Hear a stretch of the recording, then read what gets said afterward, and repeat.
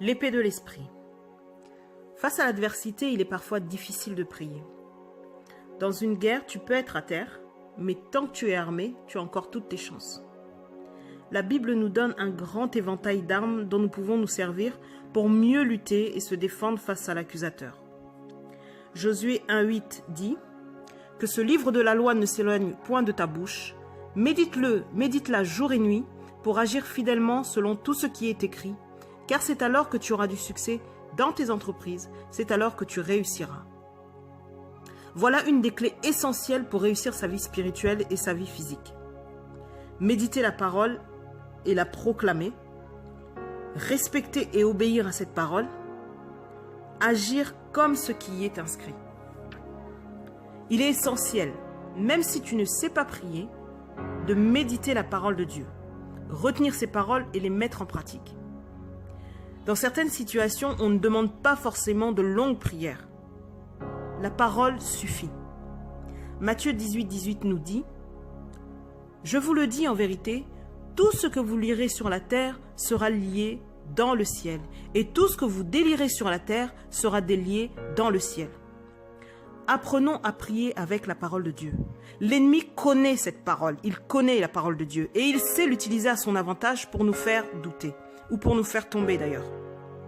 Il l'a fait dans le désert avec Christ, il n'hésitera pas à le faire avec nous. Si tu as du mal à retenir certaines paroles, prends ta Bible, prends un stylo, prends une feuille, note ces paroles, note les paroles qui correspondent à ta situation et prie avec cette parole. Garde ces paroles et proclame-les nuit et jour. Proclame la parole de Dieu. Je ne le dirai jamais assez. Proclamez la parole de Dieu. Les paroles qui y sont inscrites sont des décrets. Pour ceux qui ne savent pas, un décret, c'est une décision émise par une autorité souveraine. Dans notre cas, dans ce monde, l'autorité souveraine, c'est Dieu. Personne ne peut se soustraire à un décret, même pas l'ennemi. Il est soumis à ce décret. Même les gens qui ne connaissent pas Dieu sont soumis à ce décret. Alors apprends à combattre et à avancer avec cette arme. Aujourd'hui, on va essayer de prendre certains versets bibliques et voir comment est-ce qu'on peut prier avec pour pouvoir lutter et résister face à la tentation. On va aller dans Hébreux 2 au verset 18 qui dit « Car ayant été tenté lui-même dans ce qu'il a souffert, il peut secourir ceux qui sont tentés. » On va prier ainsi. « Père, ta parole dit ceci. Ayant été tenté toi-même dans le désert, tu sais ce à quoi nous sommes soumis. Et tu dis, Seigneur, que tu peux nous secourir. Viens à mon aide, Éternel. Aide-moi à résister face à la tentation. Tu sais ce que c'est. Tu sais combien il est dur, difficile de résister. Alors aide-moi, comme toi, Seigneur, tu as pu résister. Aide-moi à tenir ferme contre les ruses de l'ennemi. Jean 1, 4 nous dit « Vous, petits enfants, vous êtes de Dieu et vous les avez vaincus parce que celui qui est en vous est plus grand que celui qui est dans le monde. » Tendre Père, je suis ta fille. Et tu dis ceci, celui qui est en moi est plus grand que celui qui est dans ce monde. Aide-moi à vaincre comme le dit ta parole. Aide-moi par ton esprit à dominer contre l'oppresseur. Daniel 11, 33 nous dira « Il séduira par les flatteries les traîtres de l'alliance. Mais ceux du peuple qui connaîtront leur Dieu agiront avec fermeté. Mon Dieu, mon roi, l'ennemi vient à moi avec ses flatteries. Aide-moi à te connaître davantage, afin que je puisse agir avec fermeté, Seigneur, pour que je puisse résister à l'ennemi. » Matthieu 6, 13 nous dira ceci. « Ne nous induis pas en tentation, mais délivre-nous du mal, car c'est à toi qu'appartiennent, dans tous les siècles, le règne, la puissance et la gloire. Amen. Mon Dieu, délivre-moi du mal qui est couché à ma porte, que je puisse résister. » Jacques 4, 7 nous dit « Soumettez-vous donc à Dieu, résistez au diable et il fuira loin de vous. » Papa, Rends-moi docile à ta parole. Brise-moi afin que je puisse me soumettre à toi et à ta parole. Aide-moi à être obéissante, de sorte que je puisse résister aux tentations qui m'environnent jour et nuit. Amen. J'aimerais souligner ceci. Dans Jacques 4, 7, il est précisé de se soumettre à Dieu. Tu ne peux pas résister au diable et à ses ruses si tu n'es pas soumis à Dieu et à sa parole. Ce n'est qu'à cette condition-là que l'ennemi peut fuir loin de toi. Il dit bien, soumettez-vous donc à Dieu, résistez au diable et il fuira loin de vous. Il y a ces deux conditions.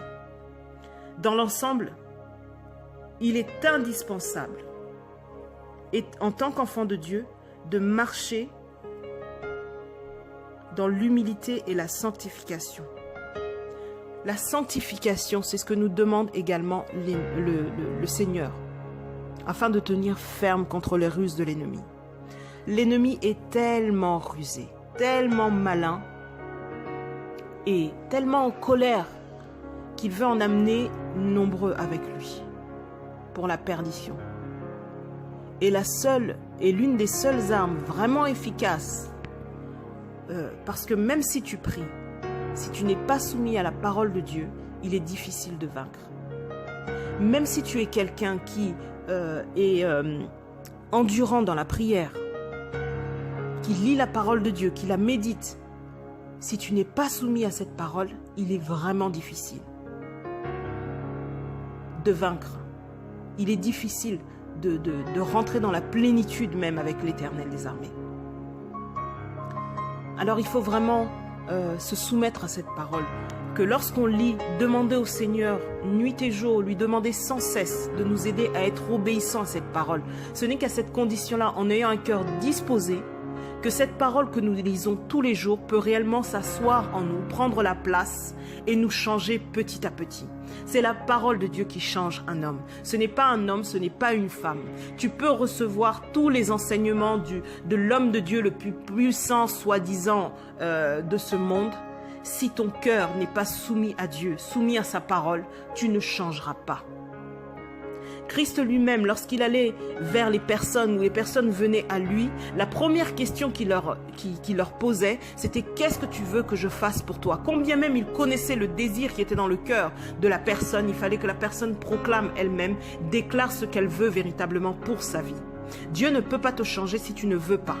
Et dans certaines situations, il faut sonder son cœur véritablement. Seigneur, est-ce que je veux véritablement changer? Est-ce que je ne suis pas moi-même la source de résistance pour telle ou telle situation? Et à partir du moment où le Seigneur révèle ce qu'il y a véritablement dans le cœur, à ce moment-là, on peut s'approprier une parole et prier avec et voir l'efficacité par la suite. Dieu n'est pas un menteur. Dieu n'est pas un menteur. Ce que dit la parole est oui et amen. Et quel que soit le temps, elle finit par s'accomplir. La parole de Dieu finit par s'accomplir, quelles que soient les circonstances, quels que soient les temps donnés. Il nous suffit, lorsqu'il s'agit de nos promesses, de se soumettre à cette parole, d'être disposé. Le Seigneur parfois nous demande de nous débarrasser de certaines choses pour pouvoir nous bénir. Il ne peut pas mettre du vin nouveau dans de vieilles outres. Ce n'est pas possible. Dieu te demandera toujours de faire un pas et lui, il fera le reste par la suite. Mais il faut être décidé à faire ce pas, se revêtir des armes spirituelles afin de pouvoir avancer efficacement. Dieu est amour et il souhaite que tout un chacun d'entre nous, tout d'abord, son premier souhait, c'est que chacun d'entre nous soyons sauvés. Tout ce qui vient par la suite, c'est-à-dire la vie que nous pouvons avoir terrestre, que nous puissions vivre dans la pauvreté, dans la misère, que nous vivions peut-être une vie malheureuse selon nous, parce que c'est toujours selon nous, c'est pas ça qui est le plus important. Ce que Dieu veut, c'est que ton âme soit sauvée. Tu as des personnes qui sont, des femmes qui sont venues au monde, qui ont eu ce désir d'enfanter et qui n'ont pas eu cette occasion de pouvoir le faire, malgré les prières peut-être. Mais ce qui était important à Dieu, c'est de sauver son âme. Dieu veut sauver nos âmes. Tu as des personnes, des hommes qui sont venus au monde également, qui ont eu ce désir très fort de pouvoir se marier. mais qui sont restés intègres devant Dieu. Et ils sont morts ainsi. Ce qui est important aux yeux de Dieu, c'est de sauver l'âme de cette personne. Toutes les promesses que tu as reçues, les prophéties qui ont été données pour ta vie, si tu n'es pas disposé, si tu ne te disposes pas, si tu ne renonces pas à certaines choses, tu peux mourir et ne pas voir ces choses arriver dans ta vie. C'est fort possible. Mais Dieu veut véritablement que nous ne mourions pas ainsi. Il veut qu'on puisse accéder à ses promesses. Mais on a le libre arbitre. On est libre de choisir. Et même si c'est un choix qui t'est imposé, tu choisis quand même. Imposé dans le sens où, au fond de toi, tu n'es pas véritablement disposé. Combien même tu pleures, tu cries pour une situation. Parfois même, nous sommes dans la rébellion sans s'en rendre compte. Et c'est en ça, avant de crier sorcellerie, avant de pouvoir crier envoûtement ou quoi que ce soit, regarder à l'autre et pointer du doigt, regarde-toi. Que le Saint-Esprit puisse te sonder véritablement, qu'il révèle ce qu'il y a au fond de toi. Si réellement si réellement ton cœur est pur par rapport à cette situation-là, qu'il n'y a véritablement rien, alors tu peux demander que le Seigneur te révèle la source véritable. Pourquoi est-ce que les choses ne se font pas? Parce que ce n'est pas le temps peut-être, parce que ce n'est pas ce que Dieu veut, parce que tu n'es pas disposé pour le moment, ou parce que ça va arriver mais pas tout de suite. Mais au moins tu as une réponse qui est concrète et tu sais que ça n'est pas dû, peut-être ce n'est pas dû à ta marche. Et ça va te permettre de patienter. De patienter avec la parole de Dieu, de patienter dans la paix. Encore une fois, Dieu est amour. Et son souhait, c'est que tout un chacun soit béni véritablement, accède à toutes ces promesses qu'il nous a laissées dans la Bible, cette Bible où sont inscrits ces décrets qui sont valables pour tout un chacun d'entre nous. Tout un chacun d'entre nous. Pour accéder à ces paroles, encore une fois, il faut se disposer. En étant soumis à la parole de Dieu, en étant dans l'humilité, en faisant tout ce qui est à notre pouvoir et accompagné de la prière, demander au Saint-Esprit de ressembler véritablement à Christ. Dieu nous aime. Je vais prier. Éternel notre Dieu, merci. Merci pour ton amour, ta bonté et ta fidélité. Seigneur, peut-être que j'ai été rebelle sans m'en rendre compte. J'ai résisté peut-être à ta parole, éternel mon Dieu. Mais, Seigneur, je te prie que ton amour, ta bonté et ta fidélité, Seigneur, demeurent dans ma vie. Aide-moi à changer. Aide-moi à être différent, Seigneur. Aide-moi à faire ta volonté, éternel Dieu des armées. Aide-moi à marcher dans tes voies, Seigneur. Aide-moi à me soumettre à ta parole, à résister à l'ennemi, éternel mon Dieu, afin qu'il puisse fuir loin de moi, éternel, et afin que je puisse, Seigneur, me réjouir avec toi, me réjouir aux paroles, au travers de ta parole, Seigneur. Père de gloire, aide-moi, Seigneur, à être à